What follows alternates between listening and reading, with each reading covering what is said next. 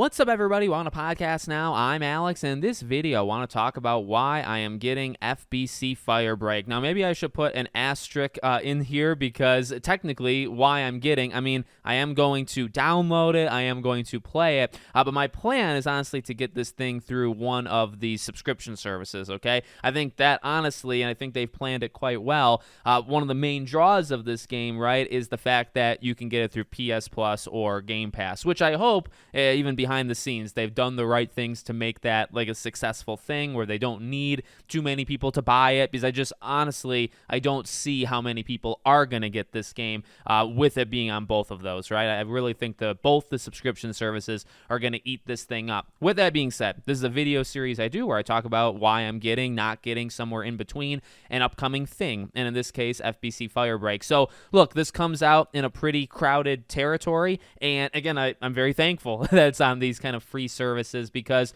this is a game that I think, and I think again they've made it very, very clear, this is not designed to be a game that you play every single day, 10 hours a day for the next 2 years. And it to some people that might be more bold than you may think, right? Because you say, why is that a big deal for them to say it out loud? You think about the era that we're living in, and that could honestly be a death sentence to the majority of players. Like, you gotta be honest. You gotta take a few steps back. You gotta look at everybody playing every game, right, on the planet, and you tell people that this is designed to play, with friends. They've got the 5 jobs, right, and they're based kind of like level type based things, and there's content. There's content there. There's different like abilities and weapons and all this stuff. You can get a good amount out of this game, but this is not a game that's going to be updated weekly. This is not a game that it seems like, expect to support and be around like 2 years from now.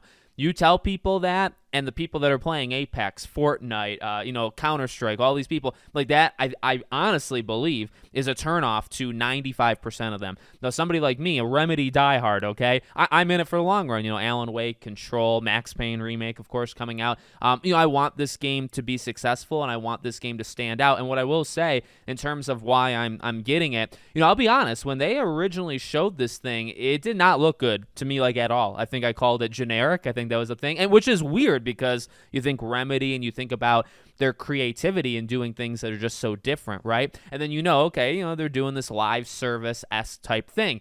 Well, okay, but they can only do that so much, right? They still have to have that Remedy in it. And I honestly believe ever since the first time they showed it, it's gotten better and better and better. That idea that it looked generic has left my head, because, they've done like live streams, developer live streams. I've watched the entire thing. They've done hours. So, I think I have a pretty good grasp of what this game is going to be. And again, it's not a game I'm going to be playing for 20 hours. Honestly, a game, Rematch, if you guys know what Rematch is, comes out 2 days later, I believe, okay? Both these games come out mid-June. Rematch comes out 2 days later. Death Stranding 2, I believe, comes out 9 days after FBC Firebreak. There's no time to dedicate the entire day to playing this game, every single day.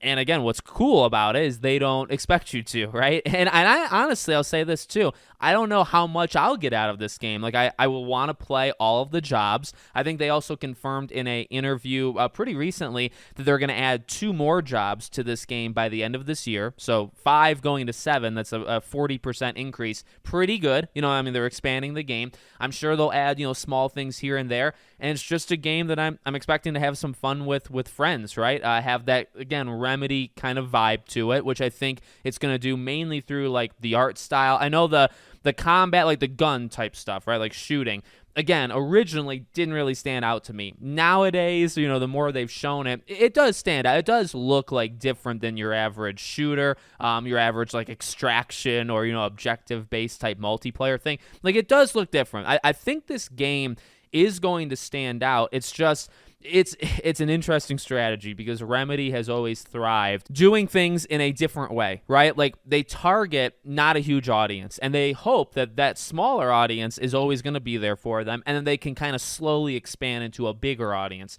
For this game, it feels like they're kind of jumping the gun, and at least initially it did, that they're jumping the gun and saying, okay, now we want that wider group. And the issue is, I don't think making a game for a wider group, when normally, literally for 20 years, all you've done is made games for like like a niche group, I don't think that's going to work. But again, the more they've shown off this game, the more that I've kind of like understood how these jobs are going to be. And again, like playing with other people is going to be pretty freaking important here.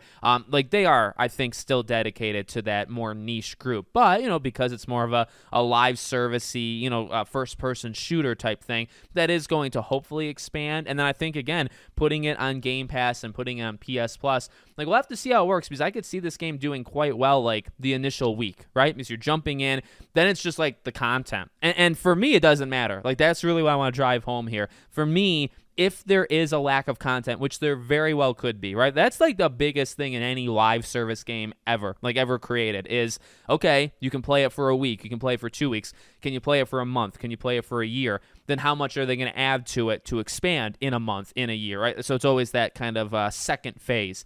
I don't have a lot of confidence in this game's second phase, but it doesn't really matter because their main focus seems to be on the first phase. They do have a partial second phase. It's not the biggest, but it also doesn't really matter. I'm expecting to play this game in June, and if I don't pick it up in July on for the rest of my life, I don't think it's that big of a deal, especially, again, and this ties more into, well, if you're paying for it, you might care. And I can definitely relate and understand, okay? If you're buying this game, I think it's $40. You're putting $40 into it, you might want to play this game for more than 5 days. Nothing mad with that. In fact, I respect your right to voice your opinion quite loudly if that's not the case and they don't give you a reason to play it after 5 days. But for me, playing it on a subscription service, it gives me a week, gives me 2 weeks, can play it with friends, on, off, on, off. They add a job in September, they add a job in October, whatever, play it for 2 days, leave. That's fine with me, to be honest with you. I'm not really looking for anything more than that. So let me know what you guys think in the comments. Make sure, as always, you're subscribed to the channel, bell icon turned on, and I hope to see you all